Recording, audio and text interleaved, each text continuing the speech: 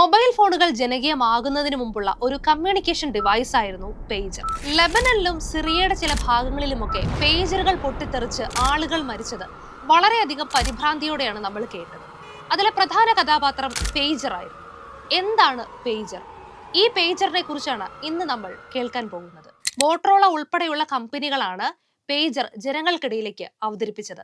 Pager അഥവാ ബീപ്പർ എന്നും ഇതിന് പേരുണ്ട്. ഇത് സ്വീകരിക്കുന്നതിനും ചില സന്ദർഭങ്ങളിൽ ഷോർട്ട് മെസ്സേജുകളോ അല്ലെങ്കിൽ അലേർട്ടുകളോ ഒക്കെ അയക്കുന്നതിന് വേണ്ടി പ്രത്യേകം രൂപകൽപ്പന ചെയ്തിട്ടുള്ള ഒരു ചെറിയ പോർട്ടബിൾ ഇലക്ട്രോണിക് ഉപകരണമാണ്. 1990കളുടെ അവസാനത്തിൽ, അതായത് ഈ മൊബൈലുകളൊക്കെ വരുന്നതിന് മുമ്പാണ് പേജറുകൾ വ്യാപകമായിട്ട് ഉപയോഗിച്ചിട്ടുള്ളത്. ഇനി ഈ പേജറുകൾ എങ്ങനെയാണ് പ്രവർത്തിക്കുന്നതെന്ന് നമുക്കൊന്ന് നോക്കാം. ഒരു പേജിംഗ് സിസ്റ്റത്തിലേക്ക് ഒരു സന്ദേശം അയക്കുന്നു. പേജിംഗ് സിസ്റ്റം പരിധിക്കുള്ളിലുള്ള എല്ലാ പേജറുകളിലേക്കും സന്ദേശം എത്തുന്നു. സന്ദേശം എത്താൻ ഉദ്ദേശിച്ചുള്ള ആളുടെ കോഡുള്ള പേജർ വൈബ്രേറ്റ് ചെയ്യുകയോ അല്ലെങ്കിൽ ബീപ്പ് ചെയ്യുകയോ ചെയ്യുന്നു. ശേഷം സ്ക്രീനിൽ മെസ്സേജ് വരുന്നു. ഇങ്ങനെയാണ് ഇത് പ്രവർത്തിക്കുന്നത്. മൊബൈൽ ഫോണുകളെ അപേക്ഷിച്ച് പേജറുകൾ ഒരു പരിധിവരെ സ്വകാര്യത വാഗ്ദാനം ചെയ്തു.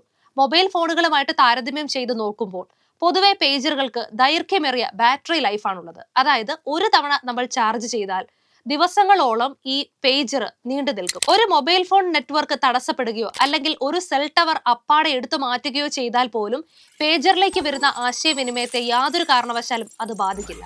അതാണ് പേജറുകൾ ഉപയോഗിക്കാൻ ആളുകളെ പ്രേരിപ്പിക്കുന്നത്.